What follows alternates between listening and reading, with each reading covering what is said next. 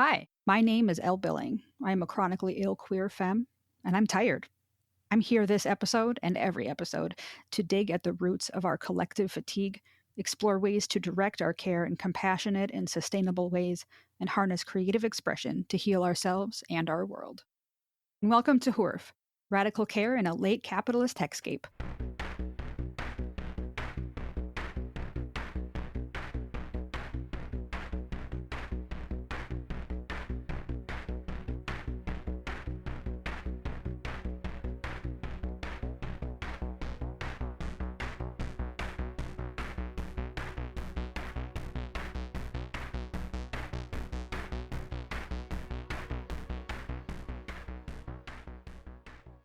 Welcome to part one of a special two-part live recorded episode of Hoorf. Live recorded sounds like an oxymoron, so I'll explain. This summer, we had the opportunity to visit Idaho and meet with today's guest in person. Instead of our usual web-based remote recording setup, we brought a field recorder and had our conversation across the table from each other at the UU Fellowship. We had a lovely conversation. We do want to mention that the audio quality is different from our usual episode. Because the conversation was so great, time got away from us while we were talking. So instead of cutting out any of the conversation, we have decided to give you 2 episodes of our interview with Brandon. In part 1, we discuss the long-term activism that is participating in Idaho politics as a member of the LGBTQ+ community. In part 2, we dig into the accessibility of queer spaces. Thanks for being here for the special 2-part live recorded episode of Hoorf. And now I bring you part 1. My guest for this episode is Brandon Connolly. Brandon is Afro-Latino, an amputee, and a transgender man. Brandon embraces all of his intersectionalities, and it has helped him in his work as a community organizer and advocate in Idaho. Brandon has appeared on multiple podcasts, news interviews, articles, and even on a TV show on HBO. He is the president of a local LGBTQIA+ nonprofit organization and is the vice chairman for his county Democrats. Of all things, Brandon loves being the spouse of his wonderful partner and a dog dad. Welcome to the podcast, Brandon. We are so excited to have you here. So, hi, Brandon. Hi, how are you? Good. I am in Idaho, my old stomping grounds, and I am here with you in person to do a live recording, which is kind of an oxymoron, but we're going with it. It's good to have you back. Yeah, it's so good to be here. It feels like coming home. It's just nice to see people, and it's been raining the whole time, which is funny because we're in the high desert.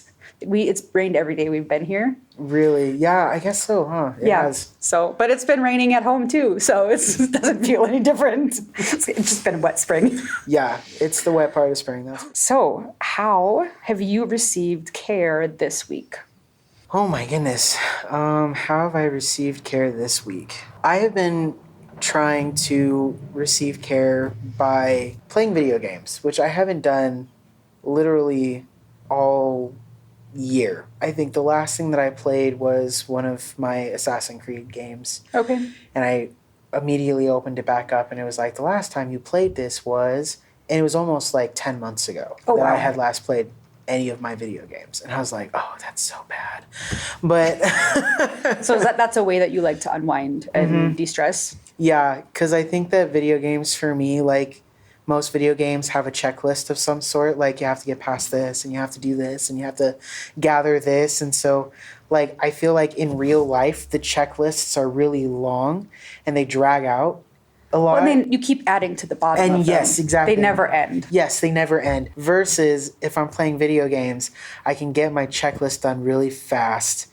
And I feel somewhat like a pseudo accomplishment, I guess. Absolutely. So it makes me feel a little bit better. But also, I've been working on lately trying to make myself less accessible to people. And that sounds so cold. But at the same time, I think that is something that I've been needing to do for myself because in order for me to unwind, I need to have just my own time and my own space. And being as the things that I do for both work and for my activism, a lot of it is online and a lot of it is on my phone. And I have everything attached to my phone or my computer.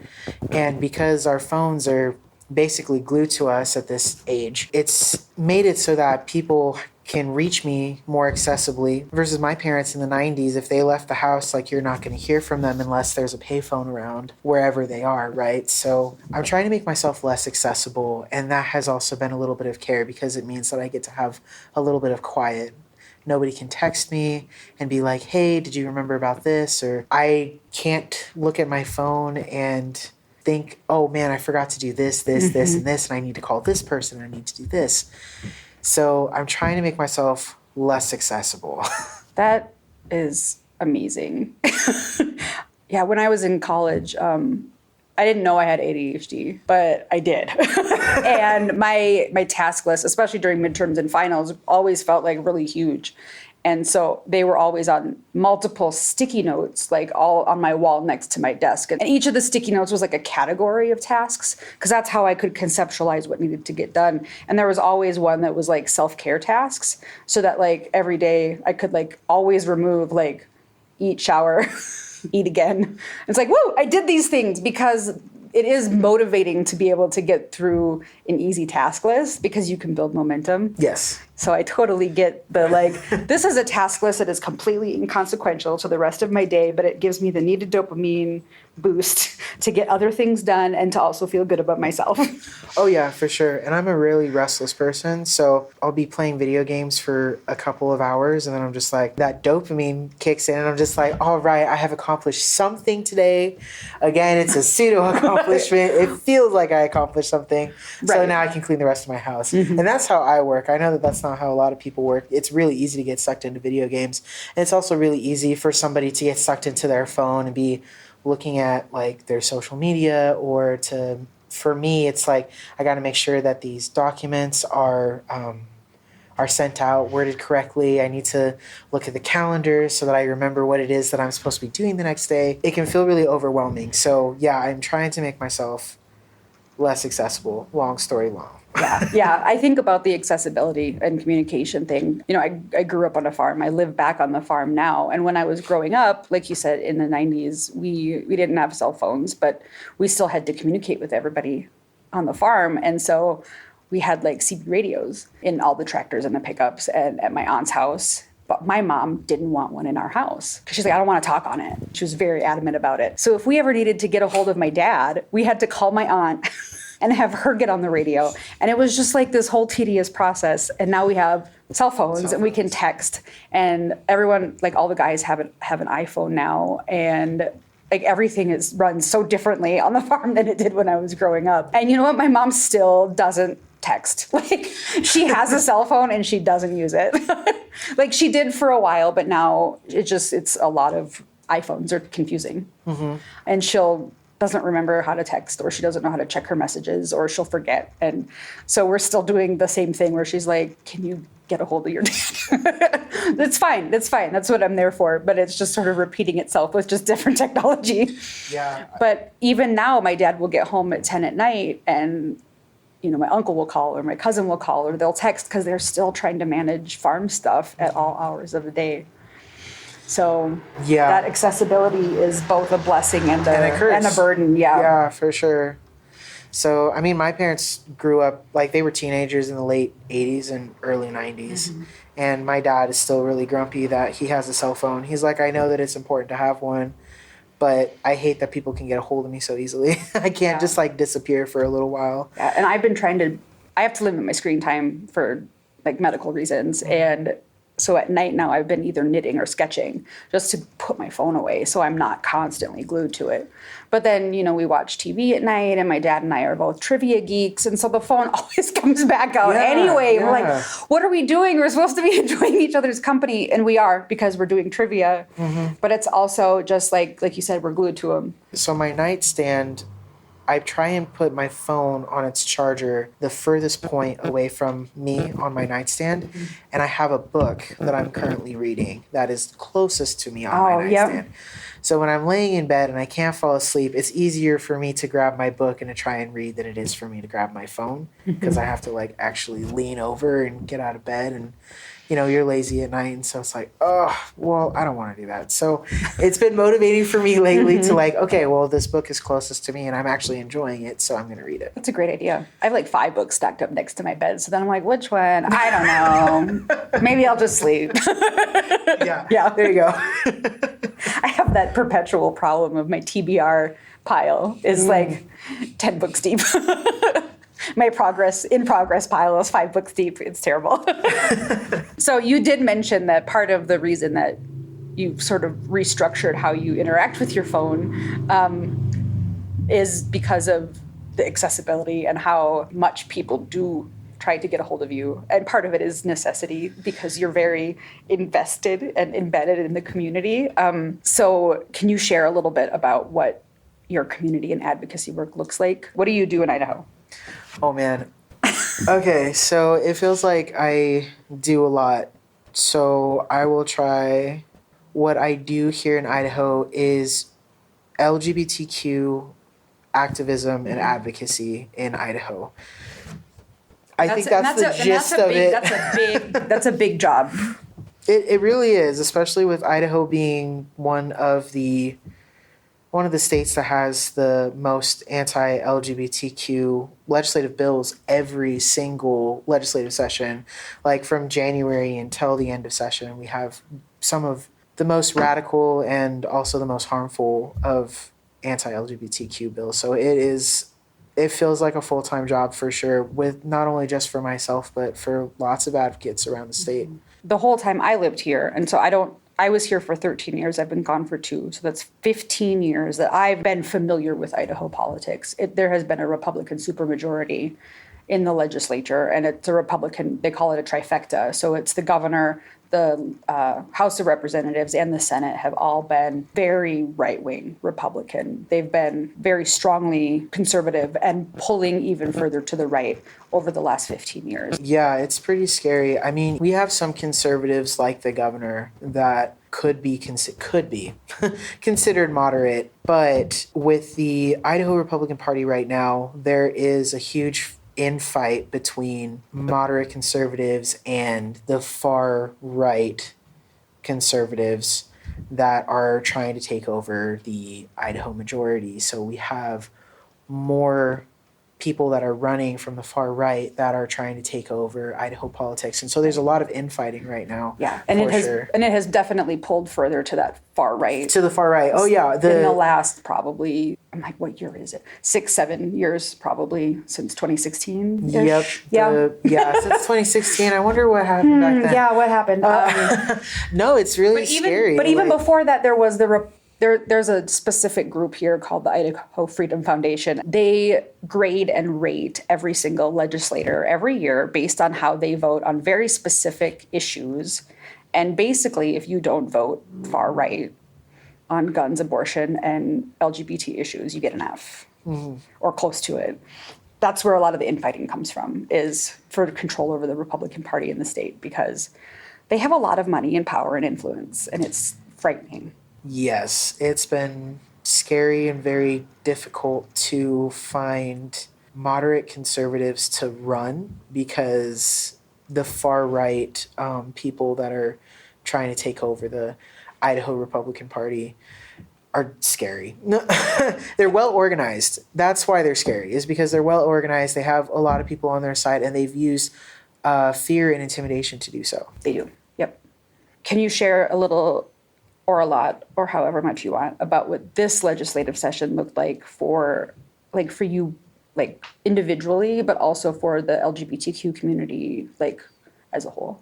Well, we had several bills go through this last legislative session, but I think the biggest one that everybody was really fighting was HB 71, which was a bill to ban gender affirming care for minors. That one started pretty early on in the session. We had lots of people that had come to the Capitol to talk about their own experiences, talking about how gender affirming care has saved their life, parents talking about how gender affirming care saved their child's life or had made their relationship with their child a lot better, medical professionals came in and said, we provide gender affirming care. Part of the bill was that there's going to be jail time and fines for medical professionals that provided gender affirming care to minors. And for parents that were seeking gender affirming care for minors in the state would also get jail time. Can I just cut in for 1 second and just, in case there is anybody listening who isn't sure what gender affirming care for minors looks like, it's not surgeries. No. Okay. It's counseling. Mm-hmm. It's social transition, is changing your name and pronouns, and not even a legal name change. It's clothing, it's hair, it's counseling, and sometimes it's puberty blockers. And those are only for teenagers. And right, those aren't for little kids. Yeah, thank you so much. Yeah. I had a conversation with somebody that I know, an older person, that had asked me, like, hey, I saw this on, Fox News or some conservative something. And they asked me, they're like, okay, well, you're transgender, so what does this mean? Like, are they really doing this? And I thought that it was really great that they had come to me to like ask and make sure that they were fact checking a little bit. And I was able to talk to them about what the Republicans that are promoting this bill are not telling you is that the minors that are receiving puberty blockers are not single digit aged minors. They're teenagers. And this is to help them figure out who they are as people without the conflict of secondary sex characteristics. Right. And that way they can figure out who they are. And the thing is that it's reversible. That was the other thing that a lot of the Republicans didn't want to talk about, was how it's reversible. Because the talking point is that it's like irreversible, permanent damage and all these things. And none of that is true. Mm-hmm. I worked with a student who had a different medical condition completely. Precocious puberty. Started puberty at age 7. Oh, man. So her doctors put her on puberty blockers until she was a teenager, because you don't want a 7-year-old developing breasts and starting and menstruating. That's not healthy. Like, puberty blockers exist for reasons. And it's okay to be on them. And that was a case when like a single digit aged minor needed to be on them, and it was okay. And then later when they were a teenager, they went through puberty at like a developmentally appropriate time. Appropriate age. So, and I have worked with trans and gender expansive students when I was teaching at the school, and the gender affirming care that they received as minors in Idaho was counseling. And anything else that they might have received didn't happen until they were like 17. Yeah. And even then it was like a heavy slog to get that far. Mm-hmm. So that was HB 71. I appreciate that, because I am so used to just talking to the same people over and over again. And even legislators, they know what gender affirming care is. And so you don't really have to explain a whole lot of it to them. Again, it's because they've already been told what it is. And then they're told, like, this is a bad thing because. And then the other thing that happened during the legislative session is that they had somebody that had detransitioned from out of state, by the way, come in to talk to all the legislators about their experience about detransitioning, their experience about their parents helping them with gender affirming care. And then they realized that they were not trans, or they didn't need gender affirming care, but had already gone through all of those stages for themselves, that it was kind of irreversible for that particular person. What I found to be very interesting was that out of the one person that had come out of state that had claimed to be a detransitioner, and detransitioner means that you basically, I'm trying to find the definition. It's a person who transitions and then detransitions back to their gender assigned at birth. Yes. Yes? Is that copacetic? Yeah. Okay. With detransitioning, you can have a multitude of reasons why you detransition. It could be because you can no longer afford the medical care that you need for transition. It could be because it's been really hard for you to find a job because of people's prejudice of you being transgender. It could be because your family gave you an ultimatum and you don't have anywhere else to go. There's a multitude of reasons as to why somebody decides to detransition. And it's not my parents abused me and they made me transgender. And then when I was old enough to know the difference. And that's what this person was basically telling these legislators. And what I found interesting was that there are studies of people who have transitioned and how many of them had detransitioned after, I think it was a 5-year period, and how many of them had regret any of their gender affirming care. Gender affirming care for them was social transition, was name change and pronouns, and also any surgeries that they had wanted to take for their transition. Only 1% of them actually regretted doing any of that stuff, which is less than knee surgery, which is less than cisgender, gender affirming care, which includes breast augmentation, hair implants, permanent makeup, tattoos, things like that. Yeah. There's a higher regret rate for those types of surgeries for like cisgender people, which are also gender affirming, than there are for transgender people who go through the same procedures. Yes. So yes, I have seen the same statistics. So they had one person from out of state come to talk to these legislators about their detransitioning experience, and then they had a room full. There's even a higher regret rate for tattoos than there is for transition. I don't know if you knew that one. Wow. Because I know tons of people who have tattoos, and we're like not making new laws about, like, there's already regulation in place, but we can all still easily go get tattoos. As soon as you turn 18, you can go get a tattoo. But we're not freaking out because people regret their tattoo. These legislators had a room full of transgender people that were trying to tell them that this is something that saved my life. This was something that made my life better. And it really just kind of reflected that statistic of it was only 1%. And they decided when they passed the bill through the House, they decided that one detransitioner their voice was more important and their experience was more important than the other 99 trans people that were saying that, please do not take this away. This has been life-saving for me. That was really disheartening. It really just showed that statistic, and the people that were promoting the bill really tried to push, like, there's a high regret rate. There's a high regret rate. And yet you didn't see that in the room that they were in. All those statistics that they had quoted, there are multiple issues with those statistics. It was just unbelievable. They really just did not want to listen. And I think that that's what makes Idaho politics really hard, is that the Republican Party is large and it controls every part of the Capitol. And if they have already had it in their mind that they want to pass something, it's really hard to get it to not pass.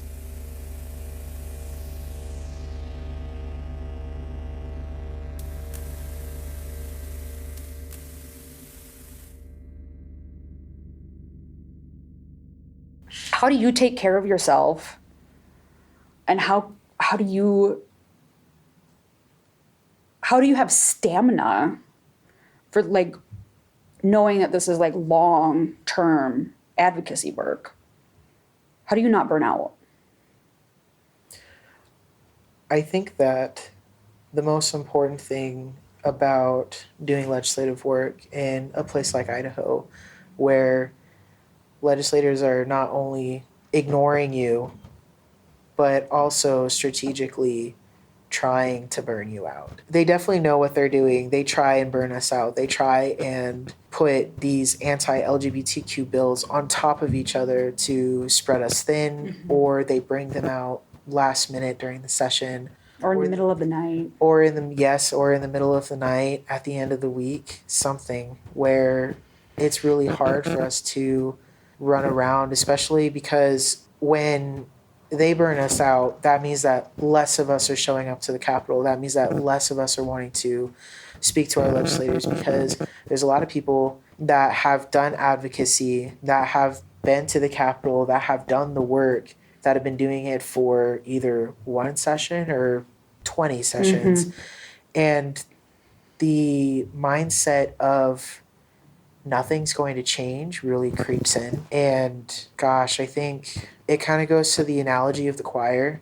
If everybody in the choir is holding a really long note, if you can have a few people at a time take a breath and then get back to the note, then the note will still continue to hold in the chamber.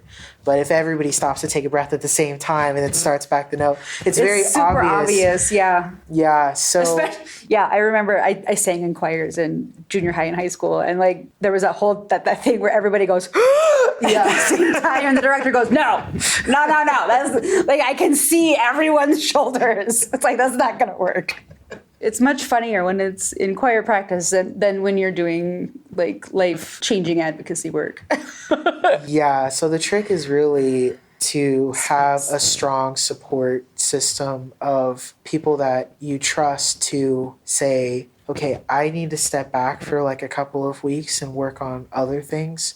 I will be back. And knowing that they are also at some point in time going to be telling you the same thing of I need to go take care of myself, however that looks, I will be back. And the longer I've been doing this, the more I worry that nobody's going to come back because like I said, they strategically try and burn us all out. And so when people start to take that break and they start to replenish themselves and nourish themselves and take care of themselves, they're like, oh, this feels so much better. Why would I want to go torture myself even more by trying to talk to these legislators that don't want to listen, trying to talk to these policymakers that hate me?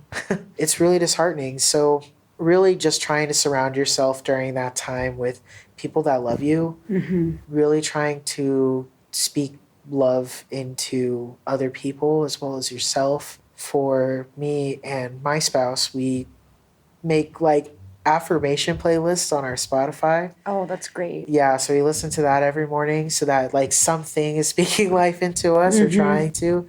And then also just trying to continue to stay connected to our friends that affirm us and that love us and want to speak life into us as well. And so that's really what I try and do during those legislative sessions. I think also it's really difficult living in Twin Falls, which is about 2 hours away from the Capitol in Boise.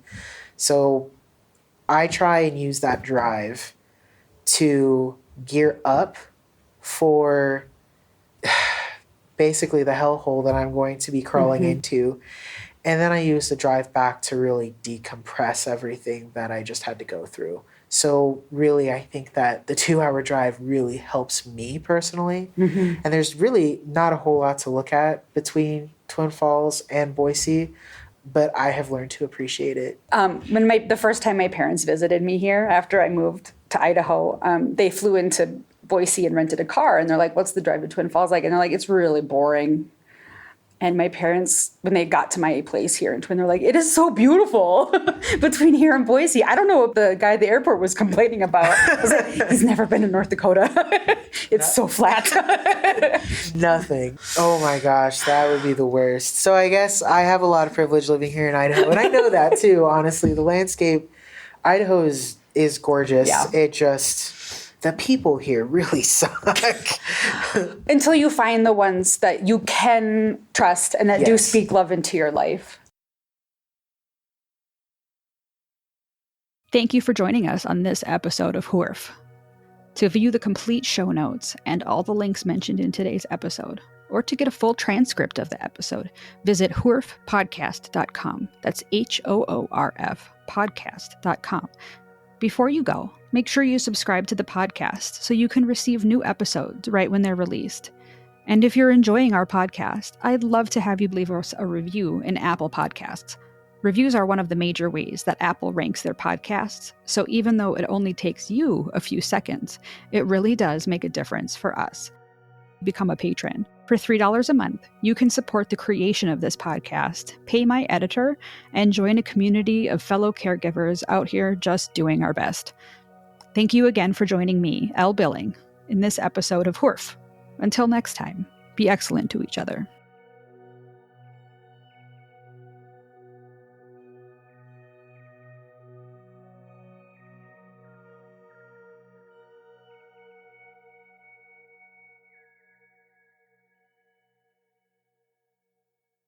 Hoorf is hosted by Elle Billing at Elle and Wink.